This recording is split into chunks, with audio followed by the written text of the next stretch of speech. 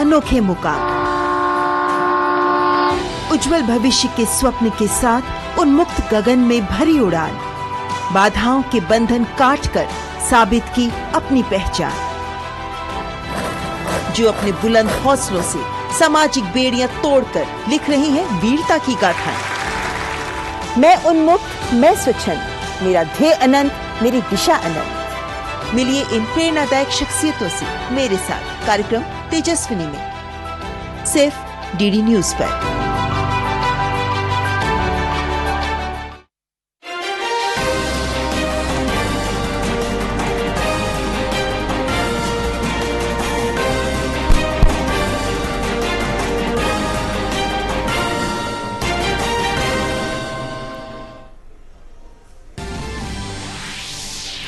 गुजरात के गांधीनगर में राष्ट्रपति ने किया नेशनल ई विधान एप्लीकेशन का उद्घाटन।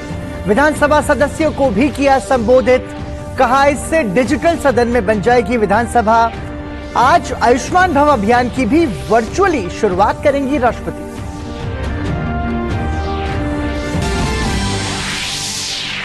भरतपुर जयपुर राष्ट्रीय राजमार्ग पर भीषण सड़क हादसे में 11 लोगों की मौत, 10 घायल। प्रधानमंत्री ने हादसे पर जताई संवेदना। प्रधानमंत्री आपदा राहत कोष से मृतकों को दिए जाएंगे 2-2 लाख रुपए, घायलों के लिए 50,000 की अनुग्रह राशि।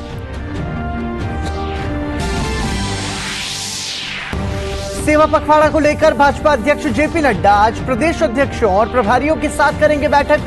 प्रधानमंत्री के जन्मदिन पर 17 सितंबर से 2 अक्टूबर तक देश भर में सेवा पखवाड़ा मनाएगी भाजपा।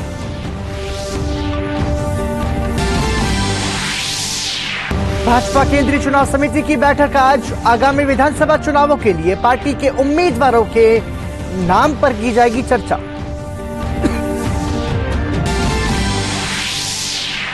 निपाह वायरस के कारण केरल की कोझिकोड में हाई अलर्ट। संक्रमित 4 लोगों में से 2 की मौत, 2 का इलाज जारी। 9 साल के बच्चे की हालत गंभीर। पुणे की वायरोलॉजी समेत केंद्र की 3 टीम केरल के दौरे पर।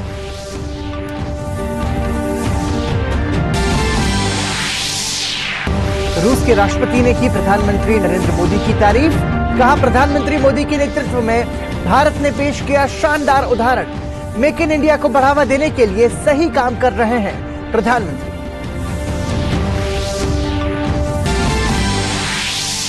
और हांगकांग ओपन बैडमिंटन प्रतियोगिता के प्री क्वार्टर में पहुंची तनिषा पोनप्पा की महिला जोड़ी। दूसरे दौर में चीनी ताइपे की खिलाड़ी को दी शिकस्त।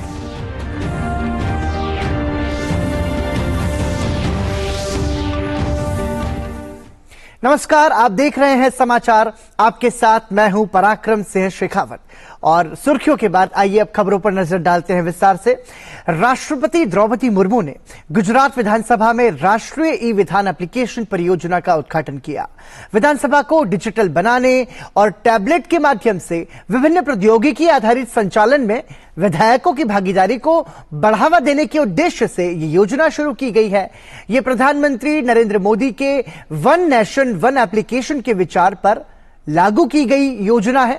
इस मौके को संबोधित करते हुए राष्ट्रपति ने कहा कि इस एप्लीकेशन के लॉन्च होने से विधानसभा में कामकाज आसान होगा। नेशनल ई विधान एप्लीकेशन के जरिए ये विधानसभा एक डिजिटल हाउस में बदल जाएगी। इस एप्लीकेशन के जरिए इस सदन के सदस्य देश के सदन और अन्य विधानसभाओं और विधान परिषदों के बेस्ट प्रैक्टिसेस को देख सकते हैं, उन्हें अपना सकते हैं। अपने आप से ये एक अत्यंत प्रगतिशील परिवर्तन है। इस परिकल्पना को मूर्त रूप देने के लिए मैं भारत सरकार के संसदीय कार्य मंत्रालय, गुजरात विधानसभा और गुजरात सरकार के सभी संबंधित व्यक्तियों को हार्दिक बधाई देती हूँ।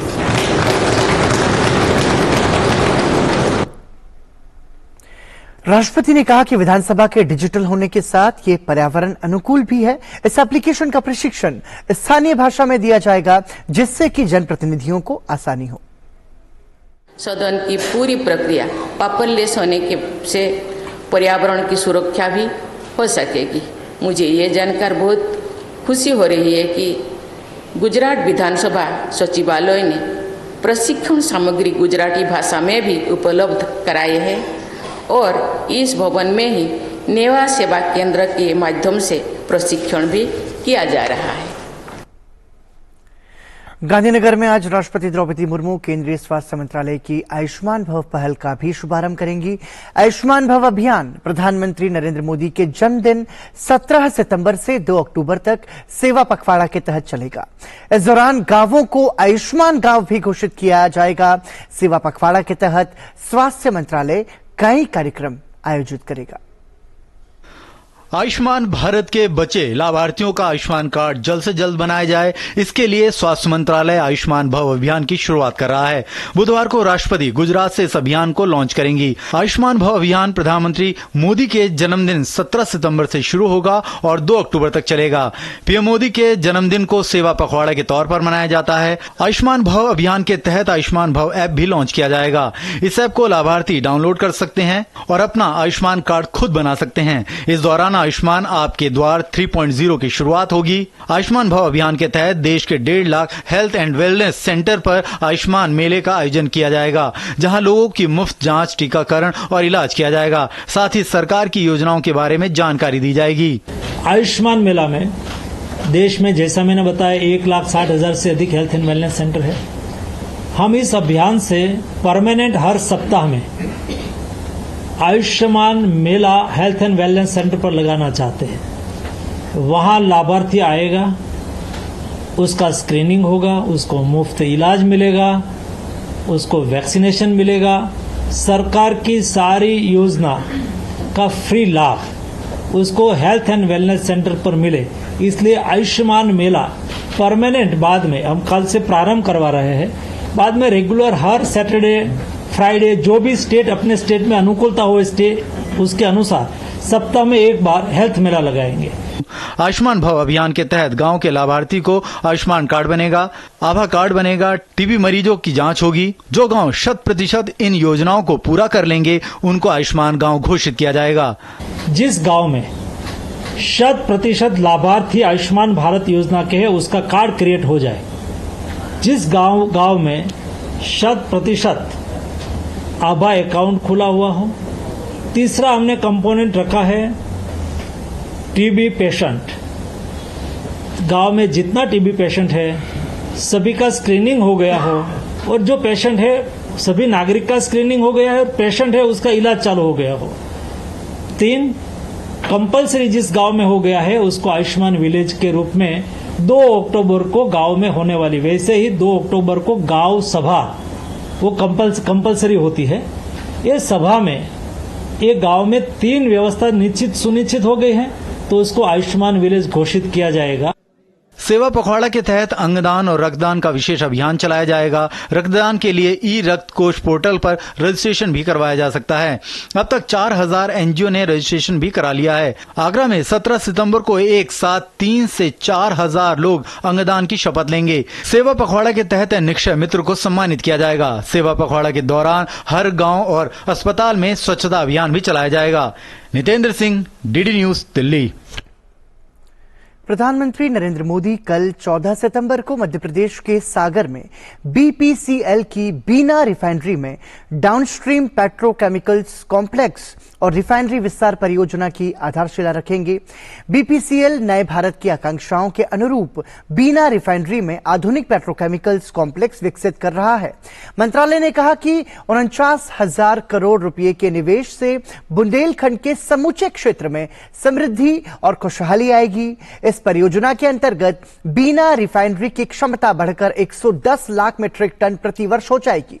इससे 2,200 किलोटन पेट्रोकेमिकल से अधिक उत्पादन होगा और ये परियोजना 5 वर्ष में पूरी होगी। और राजस्थान के भरतपुर जयपुर राष्ट्रीय राजमार्ग संख्या 21 पर आज तड़के एक दर्दनाक हादसा हो गया, जिसमें 11 लोगों की मौत हो गई। यह हादसा तब हुआ जब यात्रियों से भरी बस में पीछे से एक तेज रफ्तार ट्रेलर ने टक्कर मार दी। इस भीषण सड़क हादसे में 12 यात्री गंभीर रूप से घायल हो गए। घटना इतनी भीषण थी कि वाहनों के बीच हुई टक्कर की आवाज दूर दूर तक सुनाई दी, जिसके बाद आसपास के लोग मौके पर पहुंचे और बस में फंसे यात्रियों को बाहर निकाला। सूचना मिलने पर नटबई थाना पुलिस भी मौके पर पहुंची और सभी घायलों और मृतकों को आरबीएम जिला अस्पताल पहुंचाया गया।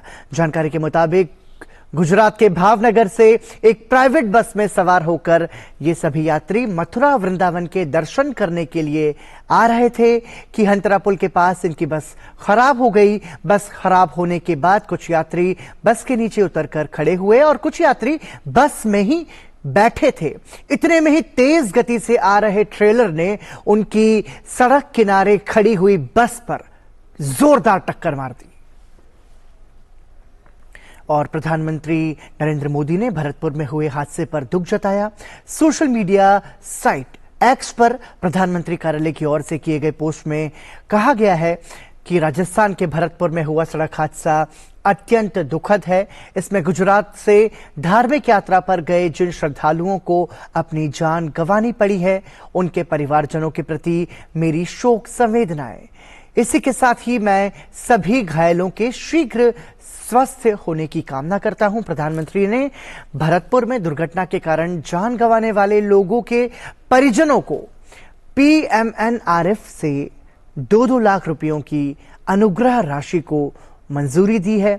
घायलों में से प्रत्येक को 50,000 रुपये भी दिए जाएंगे। वहीं राजस्थान के मुख्यमंत्री अशोक गहलोत ने हादसे पर दुख जताया है। उन्होंने सोशल मीडिया एक्स पर लिखा है कि भरतपुर में गुजरात से धार्मिक यात्रा पर आए श्रद्धालुओं की बस और ट्रेलर की टक्कर में 11 लोगों की मौत अत्यंत दुखद है। पुलिस प्रशासन मौके पर है और घायलों को उपचार के लिए अस्पताल ले जाया गया है। गहलोत ने मृतकों की आत्मा की शांति और परिजनों को हिम्मत देने की प्रार्थना की और उन्होंने कहा कि ईश्वर सभी घायलों को जल्द स्वस्थ करे, ऐसी कामना करता हूं।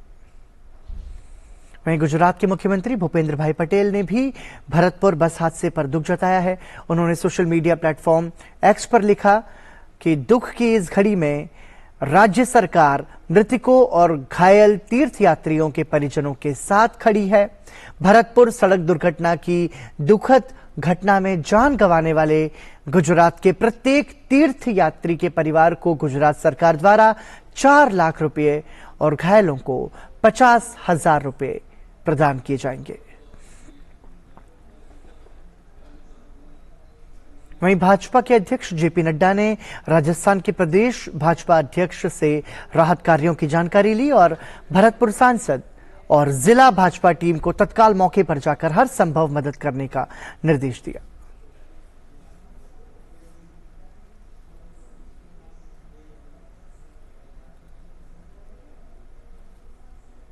और राजस्थान में राज्य सरकार के खिलाफ विरोध के सुर लगातार जारी हैं।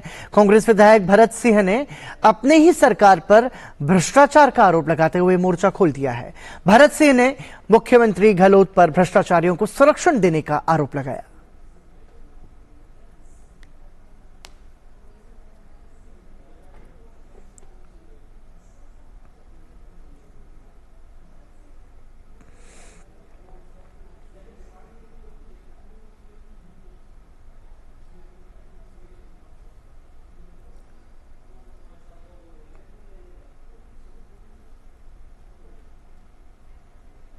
ये बाल जो है ना, ये एक विरोध का प्रतीक है, क्योंकि मैं कहाँ तक बोलता हूँ। अब मेरा सिर जो है, मेरा चेहरा जो है, मेरे कटे हुए बाल, ये जहाँ तक मैं सांस लेता रहूँगा मेरे माथे पर इसी प्रकार के मुंडन रहेगा, ताकि जहाँ तक मैं जीवित हूँ ये मेरा मस्तिष्क पूरे प्रदेश को और खास करके हमारे मुख्यमंत्री जी को ये याद दिलाए कि भरत सिंह ने इसलिए केश कटाए थे कि वो जो गौरव के साथ कहता है हमने 17 नए जिले बना लिए, एक भूल को सुधार नहीं कर रखा। एक जिला कोटा का गांव जो गलती से 12 जिले में रह गया, उसको इसलिए कोटा जिले में नहीं मिलाना चाहता ताकि भाया जीवित रहे और भाया जो है अवैध खनन करता रहे। राष्ट्रपति ने भरतपुर में हुए हादसे पर दुख जताया है। सोशल मीडिया साइट एक्स पर किए गए पोस्ट में राष्ट्रपति द्रौपदी मुर्मू ने लिखा कि गुजरात से उत्तर प्रदेश जा रही श्रद्धालुओं से भरी बस के राजस्थान के भरतपुर जिले में दुर्घटनाग्रस्त होने और अनेक यात्रियों की मृत्यु के समाचार से मुझे गहरा दुख पहुंचा है। शोक संतप्त परिवारों के प्रति मैं संवेदना व्यक्त करती हूं और घायल हुए लोगों के शीघ्र स्वस्थ होने की कामना करती हूं। वहीं मणिपुर में रुक रुक कर तनाव की स्थिति बनी हुई है। कल मणिपुर के कांग पोकपी जिले में हुई गोलीबारी में 3 लोगों की मौत हो गई। घटना के तुरंत बाद पुलिस ने घटनास्थल पर सशस्त्र बदमाशों को पकड़ने के लिए व्यापक तलाशी अभियान चलाया। हालांकि अभी तक किसी की गिरफ्तारी की सूचना नहीं है।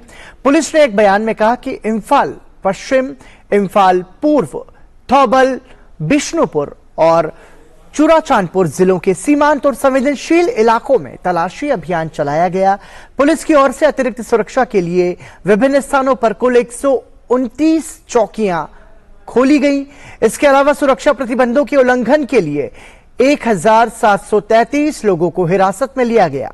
पिछले 4 महीनों से अधिक समय से मणिपुर सांप्रदायिक हिंसा से जूझ रहा है।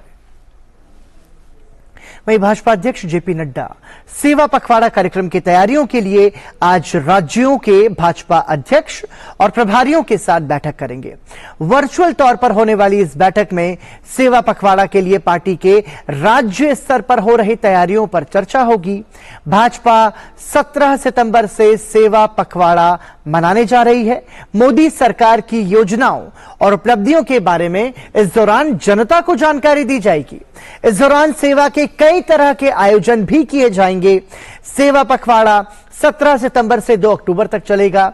सेवा पखवाड़े में रक्तदान, स्वास्थ्य शिविर के आयोजनों के साथ साथ मोदी सरकार की योजनाओं से वंचित पात्र लोगों को योजनाओं का लाभ भी दिलाया जाएगा। इस दौरान मेरी माटी मेरा देश के कार्यक्रमों का भी आयोजन होगा। वहीं भाजपा की केंद्रीय चुनाव समिति की आज एक महत्वपूर्ण बैठक दिल्ली में होगी। इसमें आगामी विधानसभा चुनावों के लिए पार्टी के उम्मीदवारों के नामों पर सहमति बनने के आसार हैं। केंद्रीय चुनाव समिति में प्रधानमंत्री नरेंद्र मोदी, गृह मंत्री अमित शाह, रक्षा मंत्री राजनाथ सिंह और भाजपा अध्यक्ष जेपी नड्डा शामिल हैं। लेकिन आज की केंद्रीय समिति की बैठक से पहले दिल्ली में काफी हलचल हो चुकी है।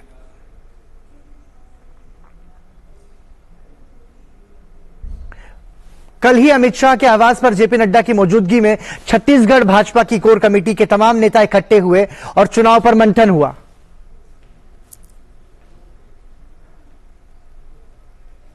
और इससे पहले भी सोमवार को दिल्ली में एक बैठक हुई थी जिसमें नड्डा, अमित शाह, नरेंद्र सिंह तोमर, शिवराज सिंह चौहान समेत मध्य प्रदेश के पार्टी अध्यक्ष मौजूद थे। लिहाजा यह भी हो सकता है कि आज बैठक में मध्य प्रदेश के लिए उम्मीदवारों की नई सूची जारी कर दी जाए। इससे पहले पिछले महीने भाजपा मध्य प्रदेश के लिए 39 और छत्तीसगढ़ के लिए 21 प्रत्याशियों की घोषणा कर चुकी है। और निपाह वायरस फैलने के बाद केरल के कोझिकोड में हाई अलर्ट जारी है। अब तक 4 लोग इस वायरस से संक्रमित हो चुके हैं। इनमें से 2 की मौत हो चुकी है और 2 का इलाज चल रहा है। इनमें से एक 9 साल का लड़का है जिसकी हालत गंभीर है और वो जीवन रक्षक प्रणाली पर है। जिन मरीजों का इलाज चल रहा है वो मरीज के करीबी रिश्तेदार हैं। उधर मृतकों की संपर्क सूची में कुल 168 लोगों की पहचान की गई, जिनमें से 127 स्वास्थ्य कर्मी हैं। केरल के स्वास्थ्य विभाग ने निपाह के सामने आए मामलों के मद्देनजर दिशा निर्देश जारी किए हैं। इस बीच पुणे से नेशनल इंस्टीट्यूट ऑफ वायरोलॉजी की एक मोबाइल टीम सहित 3 केंद्रीय टीमें आज यहां का दौरा कर रही हैं, जो स्थिति का जायजा लेने और निपाह वायरस प्रबंधन में राज्य सरकार की सहायता करेंगी। वहीं यूपी के कई शहरों में भी डेंगू का कहर बरप रहा है। लखनऊ में बारिश के बाद डेंगू मरीजों की संख्या काफी बढ़ गई है। डेंगू के साथ वायरल फीवर कहर बरपा रहा है। बड़ी संख्या में बुखार के मरीज अस्पतालों की ओपीडी में पहुंच रहे हैं। एम्स, बीआरडी मेडिकल कॉलेज, जिला अस्पताल के अलावा सीएचसी, पीएचसी में बुखार के मरीजों की संख्या बढ़ी है। वहीं डॉक्टर्स के मुताबिक वायरल इन्फेक्शन के कारण इम्यूनिटी प्रभावित हो रही है और यही वजह है कि डेंगू का खतरा लगातार बढ़ रहा है। और इसी के साथ बुलेटिन में फिलहाल रुक रहे हैं एक ब्रेक के लिए। देखते रहिए डीडी न्यूज। आसान नहीं होता सच के लिए लड़ना। जिसकी आवाज कोई नहीं बनेगा उसकी आवाज हम बनेंगे। जो डर जाते हैं वो झूठ से कहां टकराते हैं। जो गरीब के स्कूल में, गरीब के स्वास्थ्य के लिए खर्च होना चाहिए, वो लूट कर इन्होंने अमीर ठेकेदारों को दे दिया। सच को जानना हो तो झूठ पर करना होता है प्रहार, हर बार बार बार। मैंने आपसे पूछा, आपने ठीक है नहीं कहा ना आपने। और कोई मुद्दा नहीं है तो सोनिया गांधी की गुडबुक में मैं अपना नाम गोल्डन अक्षरों में कैसे दाखिल करूं? इसलिए न फेक न्यूज न झूठ, हमेशा सच के साथ 2-2। देखिए मेरे साथ 2-2 सोमवार से शुक्रवार रात 9 बजे सिर्फ डीडी न्यूज पर।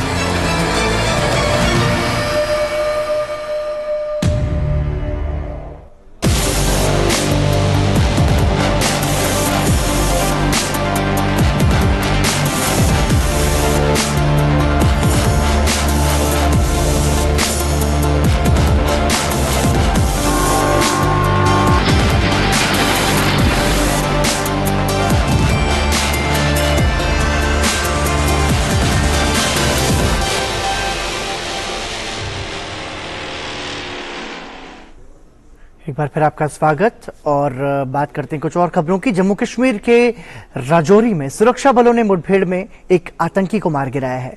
वहीं इस मुठभेड़ में सेना के एक जवान भी शहीद हुए हैं। इसके अलावा एक पुलिस एसपीओ समेत 3 लोग घायल हुए हैं। इसके साथ ही मुठभेड़ में भारतीय सेना की फीमेल लैब्राडोर डॉग कैंट भी शहीद हुई है।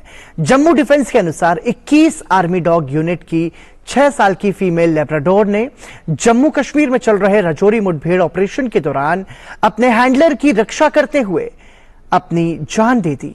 आर्मी डॉग भाग रहे आतंकियों की तलाश में सैनिकों की एक टुकड़ी का नेतृत्व कर रहा था।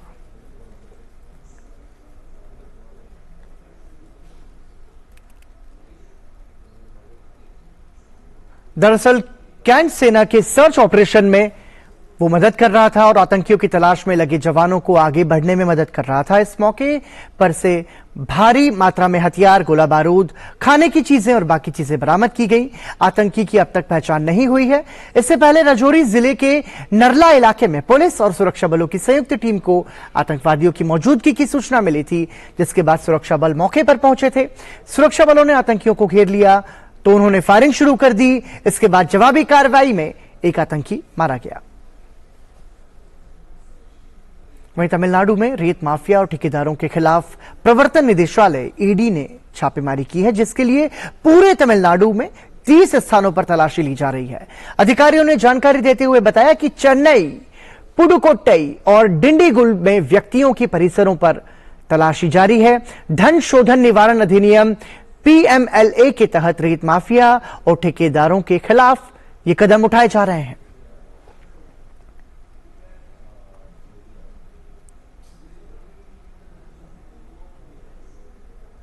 वहीं चेन्नई में सतर्कता और भ्रष्टाचार निरोधक निदेशालय DVAC ने AIDMK के पूर्व विधायक सत्यनारायण भक्तवत्सलम के खिलाफ आय से अधिक संपत्ति रखने का मामला दर्ज किया है।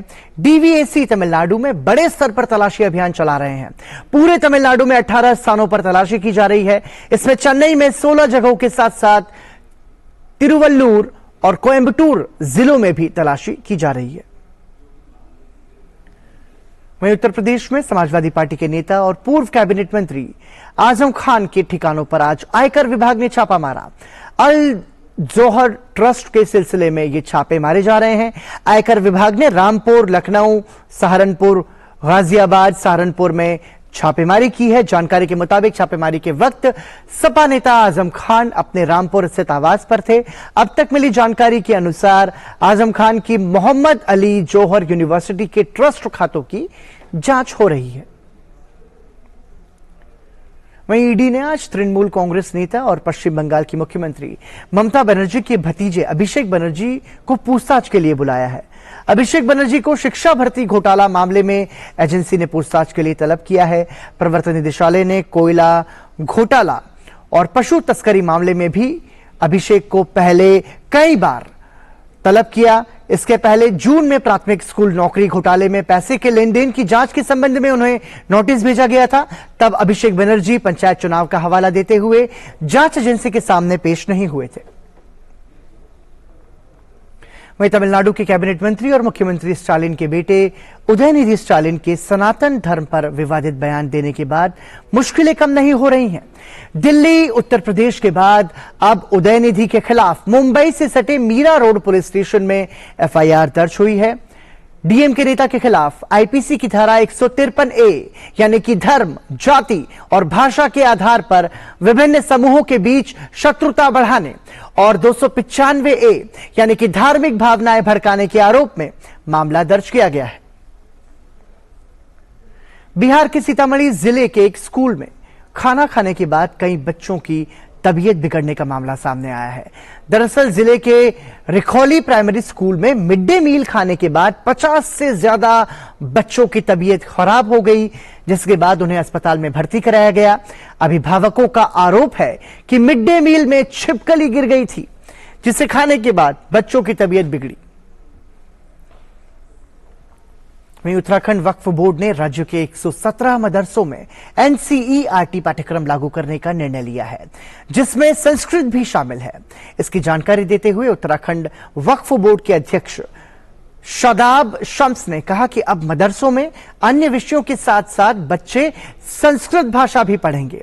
मदरसों में गुणवत्तापूर्ण शिक्षा देने के लिए मुख्यमंत्री ने हमें हर तरह की मदद का आश्वासन दिया है और अब राज्य के बच्चे एपीजे अब्दुल कलाम के रास्ते पर चलेंगे और आगे बढ़ेंगे। देवभूमि उत्तराखंड में वक्फ बोर्ड ने एक ईमानदार कोशिश की है, जिसमें हमने तय किया है कि जो 117 मदरसे वक्फ बोर्ड के हैं उसमें हम एनसीईआरटी का सिलेबस लागू करने जा रहे हैं। तो उस एनसीईआरटी के सिलेबस में संस्कृत की बुक भी अवेलेबल है। मुझे लगता है कि जब हमारे बच्चे Hindi, English, math, science, physics, chemistry, bio और अरबी पढ़ेंगे तो वो संस्कृत भी पढ़ेंगे। सब कुछ पढ़ेंगे ना। पढ़ेगा भारत तो बढ़ेगा भारत। भारतीय वायुसेना को आज पहला C-295 विमान मिल जाएगा। यह एक मिलिट्री ट्रांसपोर्ट एयरक्राफ्ट है। स्पेन में air chief marshal VR Chaudhari को औपचारिक रूप से सौंपा जाएगा। साल 2021 में कुल 56 विमानों को लेकर भारत और स्पेन के बीच समझौता हुआ था। एयरबस और टाटा मिलकर इसका निर्माण करेंगी। पहले 16 विमान स्पेन में ही तैयार होंगे, उसके बाद 40 विमानों का गुजरात वडोदरा में निर्माण होगा। वडोदरा की फैक्ट्री 2026 तक बनकर तैयार होगी, उसके बाद वहां विमान बनेंगे। C-295 विमान पूरी तरह से सैनिकों के साथ लंबी दूरी तय करने में सक्षम है। मीडियम साइज ये विमान किसी भी तरह की हवाई पट्टी पर उतारे जा सकते हैं। बाकी कार्गो विमानों की तुलना में इन विमानों का टेक ऑफ टाइम कम है। विमान में हवा में रिफ्यूलिंग की सुविधा भी है और ये लगातार 11 घंटे तक उड़ान भर सकते हैं। ये 2 इंजन वाले विमान हैं जो कि 482 किलोमीटर प्रति घंटे की रफ्तार से उड़ सकते हैं। एक बार में 71 सैनिकों को इन विमानों के जरिए ले जाया जा सकेगा। इन दिनों बांग्लादेश नौसेना प्रमुख एडमिरल एम नजमुल हसन भारत दौरे पर हैं। आज सुबह उन्होंने नेशनल वॉर मेमोरियल पर शहीदों को नमन कर पुष्पांजलि अर्पित की।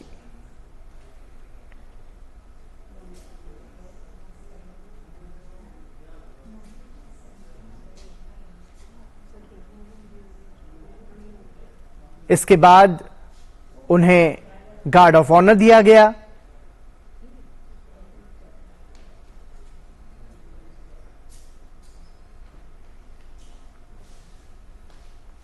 बांग्लादेश के नौसेना प्रमुख एडमिरल एम नजमुल भारत दौरे पर हैं।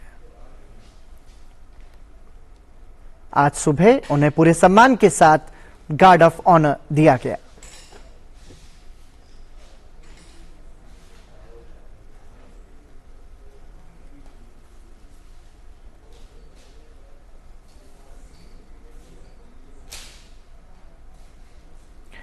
दुनिया के 8वें सबसे ऊंचे पर्वत मनासलू को फतह करने बीएसएफ के 18 सदस्यीय टीम को बीएसएफ महानिदेशक नितिन अग्रवाल ने रवाना किया। इस दल में 2 महिला पर्वतारोही भी हैं, जो 7 बार के पर्वतारोही लवराज धर्मसत्तू के नेतृत्व वाली दल का हिस्सा बनी है। ये दल 44 दिनों में अपने मिशन को पूरा करेगी। 44 दिनों की इस यात्रा के बारे में बीएसएफ महानिदेशक से बात की हमारे सहयोगी धीरज कुमार ने। बीएसएफ के डीजी नितिन अग्रवाल हमारे साथ मौजूद हैं। सर, बहुत ही खुशी का पल है कि 2 महिला जवान एक्सपेडिशन का हिस्सा बनी। बिल्कुल, ये 8,000 मीटर से ऊपर का एक्सपेडिशन है, जो अपने आप में काफ़ी कठिन होता है, लेकिन बीएसएफ की साहसी महिलाएं हैं और वो इसमें स्वेच्छा से सम्मिलित हुई हैं और वो सबमिट करके आएंगी। अगले महीने देखिए आपसे मिलेंगी तो आप उनसे बात करेंगे। ये जो पूरा का पूरा जो एक्सपेडिशन है, ये कितने दिनों का है और इसमें क्या क्या लक्ष्य है, टारगेट क्या क्या रखा है जवानों ने? ब्रीफिंग के दौरान बताया गया कि ये जो मनसोलु पीक है, ये 8,163 मीटर ऊंची पीक है। इसको सबमिट करना है, उसके लिए पहले बेस कैंप बनाएंगे, फिर 4 स्टेज कैंप्स हैं, वो स्टेज कैंप्स बना के फिर फाइनली मौसम की अनुकूलता देखकर सबमिट अटेम्प्ट किया जाएगा। और लौटते में इनका मिशन ये भी है कि उस पहाड़ी क्षेत्र में, उस हिमालयन क्षेत्र में जो कचरा, जो ह्यूमन वेस्ट हम लोगों ने, जो हमसे पहले गए लोगों ने कुछ छोड़ा है, तो उसको साफ करके और उसकी जो स्वच्छता है उसको रिस्टोर करके उस कचरे को नीचे लाएंगे और उसको उचित तरीके से डिस्पोज करेंगे। इस एक्सपेडिशन के जरिए क्या सर मैसेज देने की आप कोशिश करेंगे? देखिए, मैसेज तो अपने आप के लिए होता है। ये मैसेज ये है कि ये एक चैलेंज होता है, एडवेंचर। तो उसका जो भी मैसेज है वो मैसेज है कि हम अपने आप को चैलेंज करते हैं, क्योंकि इतनी ऊंची पीक को स्केल करना आसान काम नहीं होता है। उसके लिए शारीरिक फिटनेस बहुत ज़रूरी है, उसके अलावा मेंटल ट्रेनिंग और इच्छा शक्ति, और उसके साथ साथ टीम वर्क, ये सारी चीज़ें, और फिर साथ में स्किल का एक्वायर करना, ट्रेनिंग जो हम देते हैं, तो इन सब चीज़ों से हमारा जो है एक तरह का मनोबल भी बढ़ता है और पूरी बल में एक संदेश जाता है और सबका मनोबल ऊंचा होता है उससे। बीएसएफ का पर्वतारोहण में गौरवशाली इतिहास है और अपने इस इतिहास को दोहराने के लिए एक बार फिर बीएसएफ की टीम एक्सपेडिशन के लिए निकल पड़ी है। कैमरामैन योगेश के साथ धीरज कुमार, DD न्यूज़, दिल्ली। और आइए एक बार नजर डालते हैं इस वक्त की बड़ी सुर्खियों पर। गुजरात के गांधीनगर में राष्ट्रपति ने किया नेशनल ई-विधान एप्लीकेशन का उद्घाटन। विधानसभा सदस्यों को भी किया संबोधित। कहा, इससे डिजिटल सदन में बन जाएगी विधानसभा। आज आयुष्मान भव अभियान की भी वर्चुअली शुरुआत करेंगी राष्ट्रपति।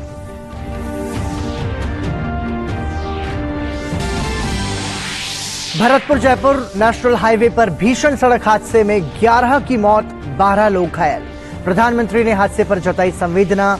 प्रधानमंत्री आपदा राहत कोष से मृतकों को दिए जाएंगे 2-2 लाख रुपए, घायलों के लिए 50,000 की अनुग्रह राशि।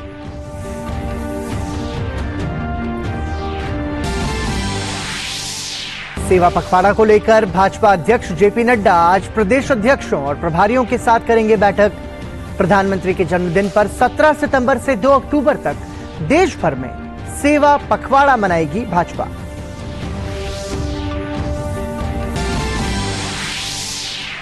भाजपा केंद्रीय चुनाव समिति की बैठक आज। आगामी विधानसभा चुनावों के लिए पार्टी के उम्मीदवारों के नाम पर की जाएगी चर्चा।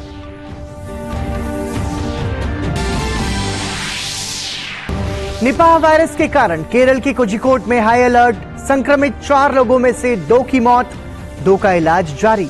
9 साल के बच्चे की हालत गंभीर।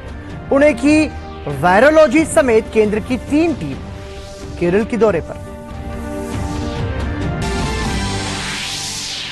रूस के राष्ट्रपति ने की प्रधानमंत्री मोदी की प्रशंसा। कहा, प्रधानमंत्री मोदी के नेतृत्व में भारत ने पेश किया शानदार उदाहरण। मेक इन इंडिया को बढ़ावा देने के लिए सही काम कर रहे हैं प्रधानमंत्री।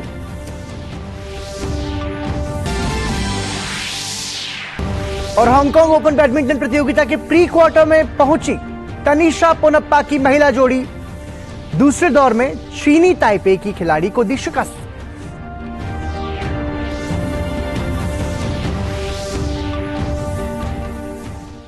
और आइए अब नजर डालते हैं कुछ और खास खबरों पर।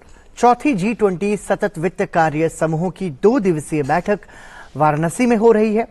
चौथी और आखिरी बैठक में G20 सस्टेनेबल फाइनेंस रिपोर्ट को अंतिम रूप देने पर ध्यान केंद्रित है। साथ ही G20 sustainable finance road map में सूचीबद्ध कार्यों के क्षेत्राधिकार, IO और संबंधित हितधारकों द्वारा की गई प्रगति पर भी चर्चा की जा रही है। SFWG का मुख्य उद्देश्य निजी और सार्वजनिक टिकाऊ वित्त को बढ़ाने में मदद करना और ऐसा करते हुए सतत विकास के लिए पेरिस समझौते और 2030 एजेंडे के कार्यान्वयन में तेजी लाना है। भारत की G20 अध्यक्षता के तहत SFWG के लिए 3 प्राथमिकता वाले क्षेत्रों की रूपरेखा तैयार की गई है।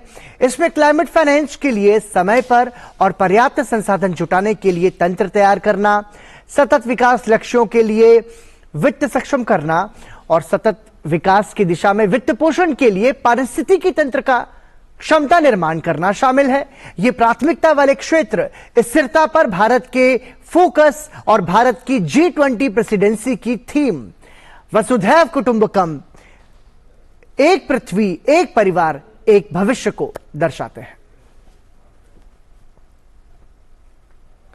वहीं वाणिज्य मंत्रालय ने साफ किया है कि अमेरिका सेब और अखरोट पर 50% और 100% का मोस्ट फेवर्ड नेशन MFN शुल्क लागू रहेगा। भारत सरकार ने इन उत्पादों पर से केवल 20% अतिरिक्त शुल्क हटाया है। वाणिज्य मंत्रालय ने इस मामले में स्पष्ट किया कि अमेरिकी बादामों पर MFN यानी कि मोस्ट फेवर्ड नेशन दर 100 रुपए प्रति किलोग्राम अभी भी लागू रहेगी। अमेरिकी बादाम पर केवल 20 रुपए प्रति किलोग्राम की अतिरिक्त MFN दर हटाई गई है। भारत की ओर से अतिरिक्त शुल्क में कमी से घरेलू सेब और बादाम उत्पादकों पर कोई नकारात्मक प्रभाव नहीं पड़ेगा। उधर अमेरिका में भारत से इस्पात और एल्यूमिनियम के निर्यात संबंधी विश्व व्यापार संगठन से जुड़े विवाद का भी समाधान हो गया है। सेब पर आयात शुल्क पर वाणिज्य मंत्री पीयूष गोयल ने कहा कि अमेरिका पर अतिरिक्त आयात शुल्क लगाया गया था, जिसे हटाया गया है। उन्होंने कहा कि अब सभी देशों के लिए आयात शुल्क एक समान हो गया है। उन्होंने ये भी कहा कि इस कदम से किसानों के उत्पादन और उनकी कीमतों पर कोई असर नहीं होगा। भारत के ग्राहकों को और ज्यादा विकल्प मिल सकेंगे। जब जनता के विश्वास को खो दिया तो उन्हें लगता है कि जनता को भ्रमित करने के लिए वो कुछ भी कहें तो उन्हें लगने लग गया है कि वो बात बिक जाएगी। जो ड्यूटी पूरे विश्व में सब पे लगती है, वही ड्यूटी आज भी अमेरिका के ऊपर लगती है, USA पे लगती है। उसमें कोई छूट नहीं है, कोई ड्यूटी कम नहीं की गई है। ये अतिरिक्त रिटेलिएटरी ड्यूटी, और उससे कोई आयात कम नहीं हो रहा था, उससे कोई आयात में फर्क नहीं पड़ रहा था, USA को फर्क पड़ रहा था, दूसरे देशों से आ रहा। अब वापस सभी देशों का एक ही ड्यूटी हो गई है। और नोएडा के गठन के 47 वर्ष बाद प्रदेश को एक और नए औद्योगिक शहर की सौगात प्रदेश सरकार ने दी है। बुंदेलखंड औद्योगिक विकास प्राधिकरण बीडा के नाम से नया औद्योगिक शहर झांसी ग्वालियर मार्ग पर बसाया जाएगा। मंगलवार को कैबिनेट की बैठक में इसे मंजूरी दे दी गई। खास बात यह है कि बीडा का आकार नोएडा से भी बड़ा होगा। नोएडा का गठन 13,000 हेक्टेयर जमीन से किया गया था। बीडा का गठन करीब 14,000 हेक्टेयर जमीन से किया जा रहा है। बीडा के लिए सरकार पहले चरण में 5,000 करोड़ रुपए की राशि देगी। इस फैसले से बुंदेलखंड के जिलों को विकास की मुख्य धारा से जोड़ा जा सकेगा और बुनियादी विकास के साथ ही रोजगार सृजन भी किया जा सकेगा। और अब बात करते हैं गैजेट से जुड़ी खबर की। एप्पल ने अपनी नई आईफोन सीरीज 15 को लॉन्च कर दिया है। इस सीरीज के तहत iPhone 15, iPhone 15 plus, iPhone 15 pro, iPhone 15 pro plus को पेश किया गया है। आईफोन 15 सीरीज को टाइप सी पोर्ट और वायरलेस कनेक्टिविटी के साथ लॉन्च किया गया है। चार्जिंग के मामले में यह कंपनी का सबसे बड़ा बदलाव है। आईफोन 15 प्रो वेरिएंट के साथ कंपनी ने टाइटेनियम डिजाइन दिया है।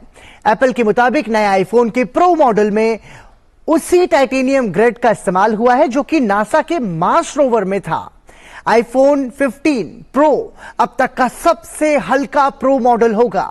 आईफोन 15 सीरीज भारतीय बाजार में 15 सितंबर से उपलब्ध होगी। और आइए अब नजर डालते हैं कारोबार जगत से जुड़ी कुछ खास खबरों पर फटाफट अंदाज में। महंगाई के मोर्चे पर बड़ी राहत की खबर है। मंगलवार को राष्ट्रीय सांख्यिकी कार्यालय के द्वारा जारी आंकड़ों के मुताबिक अगस्त में रिटेल महंगाई दर सालाना आधार पर कम होकर 6.83% पर आ गई है, जबकि इससे पहले जुलाई में महंगाई दर 7.4% दर्ज की गई थी, जो 15 माह का उच्चतम स्तर था।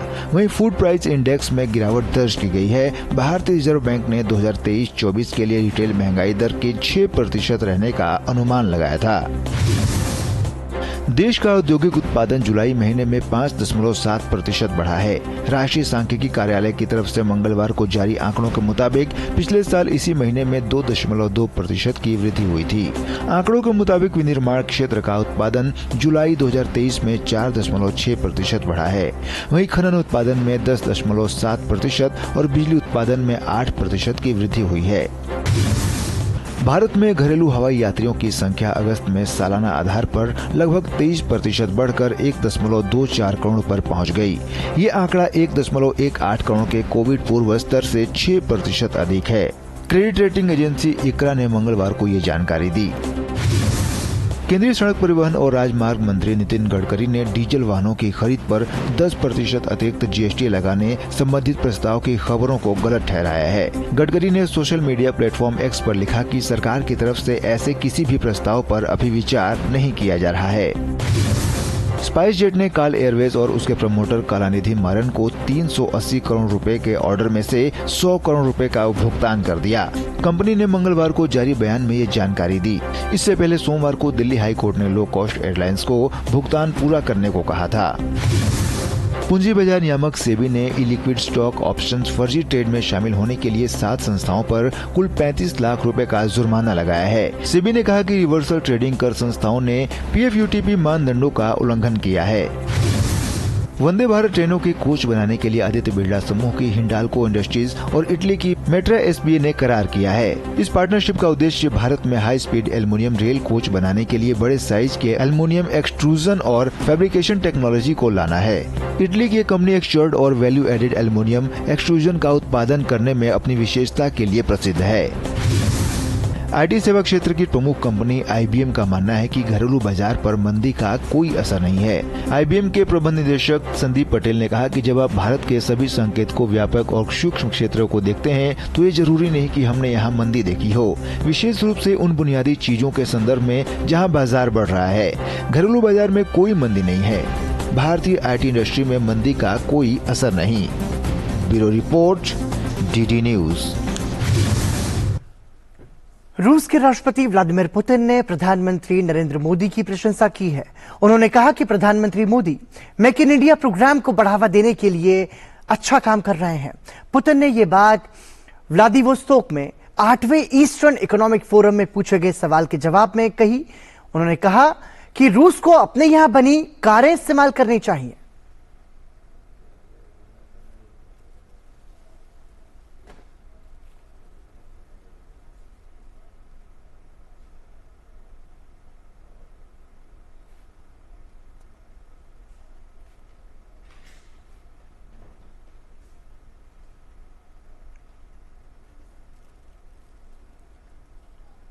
regard, we should learn from many partners of ours, namely our partners in India. They are mostly focusing on production and use of the cars and vessels produced in India. And in this regard, Prime Minister Modi is doing the right thing by encouraging people to use the brand Made in India. We have those vehicles available as well, and we should make use of it.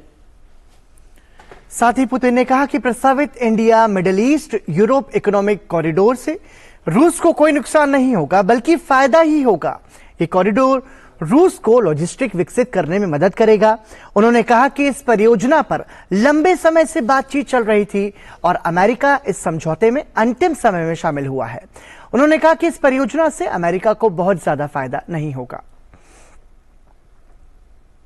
वहीं रूस के राष्ट्रपति Vladimir Putin ने उत्तर Korea के नेता Kim Jong Un का वोस्टोकनी cosmodrome पर स्वागत किया। ये कॉस्मोड्रोम रूस का सबसे अत्याधुनिक अंतरिक्ष रॉकेट का प्रक्षेपण स्थल है। पुतिन ने किम का स्वागत करते हुए कहा कि उनका स्वागत कर उन्हें खुशी हुई। किम ने भी आमंत्रण के लिए पुतिन का आभार जताया। किम जोंग उन विशेष ट्रेन से रूस के खसान पहुंचे थे। 2019 के बाद दोनों नेताओं के बाद ये पहली बैठक है। कोविड के बाद किम का ये पहला विदेश दौरा है। किम ने कल खसान पहुंचने पर कहा कि उत्तर कोरिया रूस के अपने संबंधों के रणनीतिक महत्व को प्राथमिकता दे रहा है। वहीं दक्षिण कोरिया के जॉइंट चीफ्स ऑफ स्टाफ और जापानी तट रक्षक ने दावा किया कि उत्तर कोरिया ने अपने पूर्वी तट से एक बैलिस्टिक मिसाइल दागी है। हालांकि उत्तर कोरिया की ओर से इस पर फिलहाल कोई प्रतिक्रिया नहीं आई है। वहीं इस मिसाइल के आकार या रेंज के बारे में भी कोई जानकारी नहीं दी गई है। जापान के तटरक्षक बल ने बताया कि प्रक्षेपण के 5 मिनट बाद ही मिसाइल गिर गई। वहीं यूक्रेन ने आज सुबह क्रीमिया में सेवास्तोपोल शिपयार्ड पर हमला किया, जिसके कारण आग लग गई। इस दौरान हमले में कम से कम 24 लोग घायल हो गए। इस घटना की जानकारी सेवास्तोपोल के रूस नियुक्त गवर्नर मिखाइल रज़वोझायेव ने टेलीग्राम मैसेजिंग ऐप पर दी। क्रीमिया के सबसे बड़े शहर और एक प्रमुख काला सागर बंदरगाह सेवास्तोपोल के मॉस्को नियुक्त गवर्नर मिखाइल रज़वोझायेव ने कहा कि सभी आपातकालीन सेवाएं साइट पर काम कर रही हैं। शहर में नागरिक वस्तुओं को कोई खतरा नहीं है। रूस के रक्षा मंत्रालय ने यूक्रेन के हमले में 2 जहाजों के क्षतिग्रस्त होने की पुष्टि की है। अमेरिकी प्रतिनिधि सभा के स्पीकर केविन मैकार्थी ने राष्ट्रपति जो बाइडेन के खिलाफ औपचारिक महाभियोग जांच शुरू करने के समर्थन की घोषणा की है। मैकार्थी ने कहा कि वो हाउस कमेटी को राष्ट्रपति जो बाइडेन के खिलाफ औपचारिक महाभियोग जांच शुरू करने के निर्देश दे रहे हैं। मैकार्थी ने एक संवाददाता सम्मेलन में कहा कि यह कदम समितियों को अमेरिकी जनता के लिए सभी तथ्य और उत्तर इकट्ठा करने की पूरी शक्ति देगा। हाउस स्पीकर ने मंगलवार को दावा किया कि बिडेन ने अपने परिवार के विदेशी व्यापार सौदों के बारे में अपनी जानकारी के बारे में अमेरिकी लोगों से झूठ बोला था। वहीं पाकिस्तान में तनाव की स्थिति लगातार बरकरार है। एक रिपोर्ट के अनुसार पाकिस्तान के विभिन्न हिस्सों में इस साल अभी तक अहमदी अल्पसंख्यक समुदाय के कम से कम 28 पूजा स्थलों पर हमला करके उन्हें ध्वस्त किया गया, जिनमें से 10 सिंध में और शेष पंजाब प्रांत में है। हालांकि 2014 में पाकिस्तान सुप्रीम कोर्ट ने अहमदिया पूजा स्थलों को नुकसान न पहुंचाने और रक्षा करने का आदेश दिया था, लेकिन पिछले कुछ समय से लगातार इस आदेश का उल्लंघन देखा जा रहा है, जिससे यह साफ है कि इस समुदाय विशेष को धार्मिक दक्षिणपंथियों द्वारा जानबूझकर घेरा जा रहा है। मोरक्को में 8 सितंबर को आए भूकंप के बाद वहां हालात गंभीर बने हुए हैं। मोरक्को के राजा ने माराकेच में एक अस्पताल का दौरा किया और भूकंप में घायल बचे लोगों से मुलाकात कर उनका हालचाल जाना। अब तक भूकंप के कारण 2900 से अधिक लोगों के मरने की पुष्टि हो चुकी है। मोहम्मद 6 ने सहायता भेजने के लिए स्पेन, कतर, यूके और संयुक्त अरब अमीरात का धन्यवाद दिया। इटली के विदेश मंत्री ने बताया कि मोरक्को ने केवल उन देशों से मदद मांगी है जिनके साथ उनके घनिष्ठ संबंध हैं। जर्मनी ने इसे राजनीतिक निर्णय बताया। और लीबिया में विनाशकारी तूफान डैनियल के बाद आई बाढ़ से डरना शहर में भीषण तबाही मची हुई है। गृह मंत्रालय के प्रवक्ता मोहम्मद अबू लामे मोशा के मुताबिक डरना में मरने वालों की संख्या 5300 से अधिक हो गई है। पहले एम्बुलेंस प्राधिकरण ने मरने वालों की संख्या 2300 बताई थी। बाढ़ का पानी रविवार को बांध को तोड़कर शहरों में दाखिल हुआ और एक पूरे इलाके को अपने साथ बहा ले गया। डरना में अब तक 1500 शवों को बरामद किया जा चुका है। हालांकि इस बात की पूरी आशंका है कि मरने वालों की संख्या इससे बहुत ज्यादा हो सकती है। अंतर्राष्ट्रीय संस्था रेड क्रॉस और रेड क्रिसेंट सोसाइटी के अनुसार बाढ़ के कारण करीब 10,000 लोग लापता हैं। आपदा मामलों के मंत्री हिचेम चिकिओत ने बताया कि मरने वालों की संख्या बढ़ भी सकती है क्योंकि लापता लोगों की संख्या लगातार बढ़ रही है। शहर को आपदा क्षेत्र घोषित किया गया है। बाढ़ की वजह से पूर्वी लीबिया के कई शहरों में घर और अन्य संपत्तियां नष्ट हो गई हैं। तमिलनाडु बीजेपी के सहप्रभारी पी सुधाकर रेड्डी और उपाध्यक्ष नारायण त्रिपाठी की प्रेस कॉन्फ्रेंस आपको लिए चलते हैं। Great sacrifices of our freedom fighters and whoever lost their life, the border security forces and others who laid their valuable lives for the sake of this great Bharat. That is the idea of our honorable beloved Prime Minister, global leader Shri Narendra Modi ji. ये बहुत अच्छा वातावरण में तमिलनाडु में चल रहा। अब next जो वातावरण अभी ये नैरेटिव क्रिएट करना चाहता है उसमें हम बाद में आएंगे। Out of jealous with an ulterior motive, with a political motive, with an agenda to divert the attention of people of Tamil Nadu, the ruling DMK leaders including the chief minister, his son and other ministers, with the Congress leaders' endorsement, they have created, everybody knows what narrative they have created. In the latter point I will come to that. Sharma ji also kuch batayenge. Or he is the in charge for our media department, our vice president Tirupati Narayanan ji is very familiar in national press, also Tamil Nadu press. Now we will explain what exactly this Yan Makkal, my soil, my people of ongoing yatra led by Annamalai ji, IPS, our president of Tamil Nadu, BJP unit, with the blessings of Honorable Prime Minister, under the stewardship of our JP Nadda ji, with the guidance of Amit Shah ji, it is happening. We are very happy after seeing the response in Tamil Makkal. This is what I want to initiate the press conference. Now I am handovering the mic to Tirupati Narayanan ji. Under the able leadership of Honorable Prime Minister Shri Narendra Modi ji. Mic on.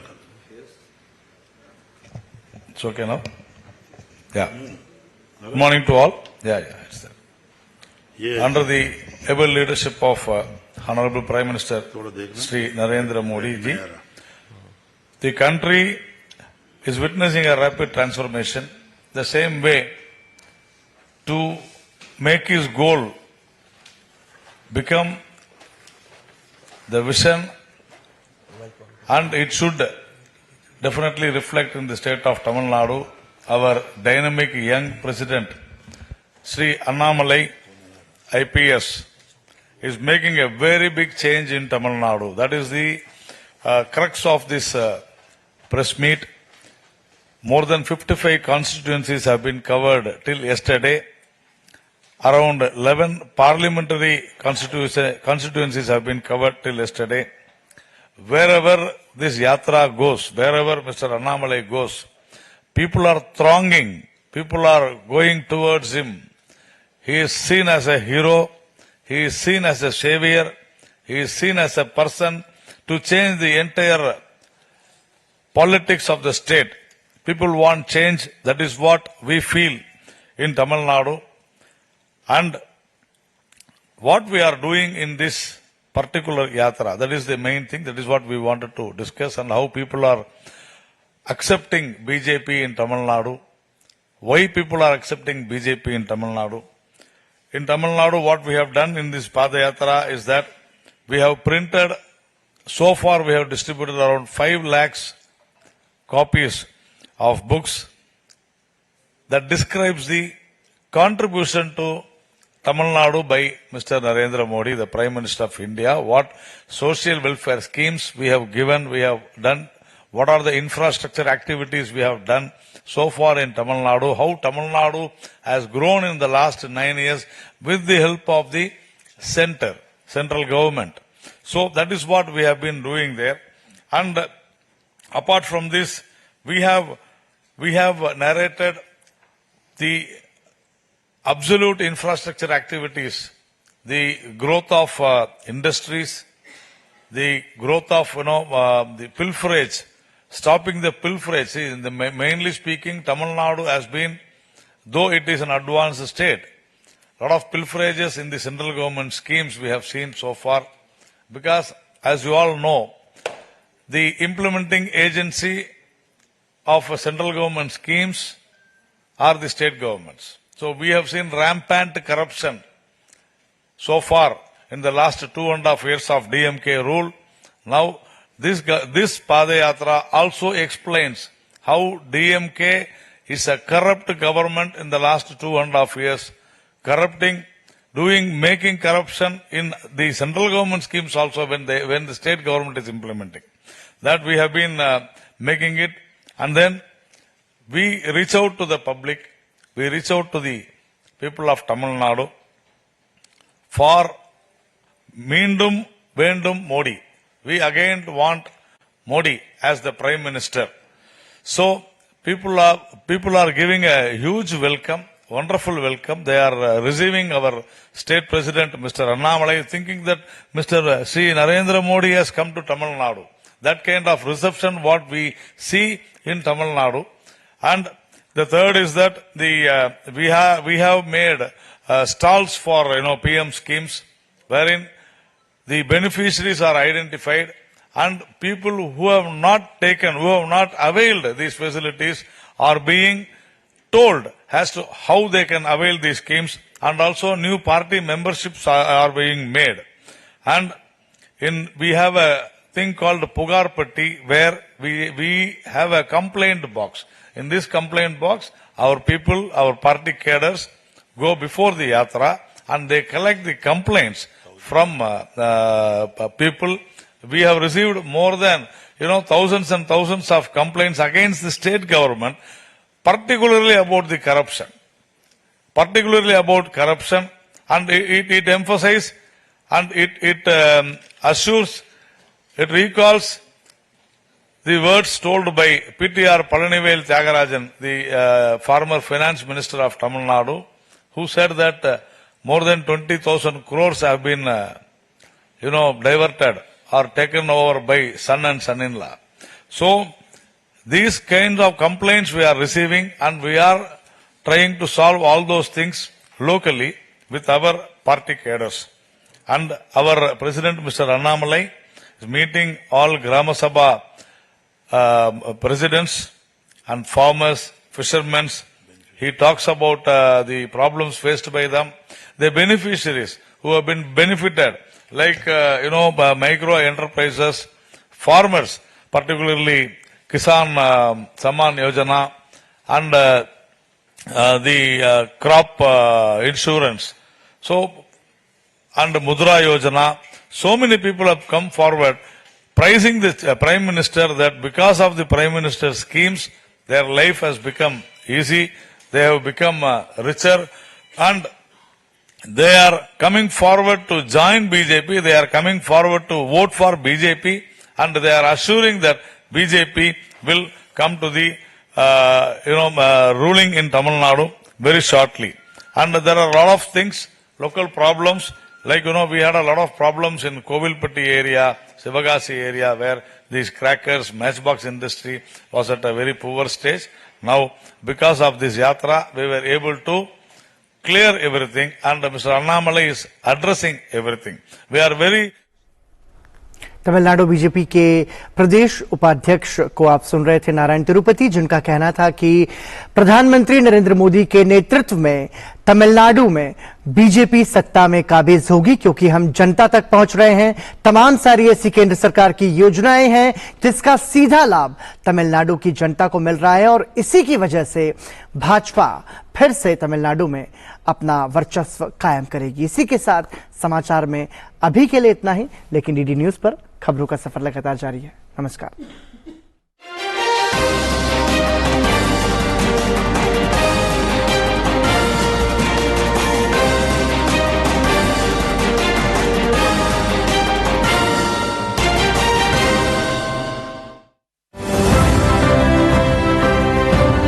वे लोग जो अपने छोटे छोटे प्रयासों से ला रहे हैं बड़े बड़े बदलाव, वे लोग जो यूं तो है आम, लेकिन अपने विशेष कार्यों से बन गए हैं बेहद खास। साधारण लोग जो रखते हैं असाधारण जज्बा कुछ कर दिखाने का। वे लोग जिन्हें देश कर रहा है सलाम, और ये है हमारे पद। दर्शकों के असीम स्नेह के बाद हम हाजिर हैं लेकर हमारे पद्म का सीजन 2, रविवार रात 9:30 बजे सिर्फ डीडी न्यूज पर।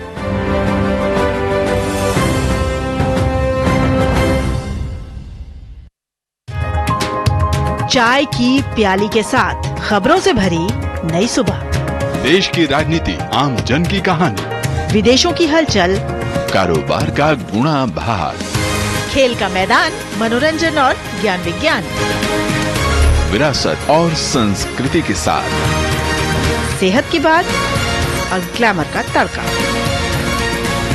सोमवार से शुक्रवार सुबह